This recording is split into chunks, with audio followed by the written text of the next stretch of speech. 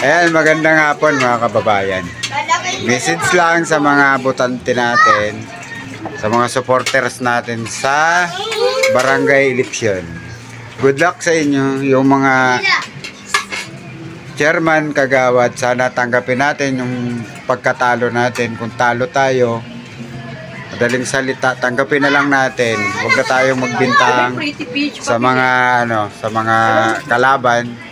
Sport lang, sport, magkakapit bahay naman tayo lahat. Kaya mga kababayan, yung nagbigay ng pera kagabi, kung hindi kayo nanalo, ibig sabihin binulsa lang yung pera nyo. Ano si nanay, we? Ayan. Ano yung orange? Isa lang may ganun. Good luck sa mga lumaban, chairman, kagawad. Good luck sa inyo. At sana walang anumang mangyari sa inyo sa laban nyo. Ayan mga kababayan. Ganun ang buhay, may talo, may panalo.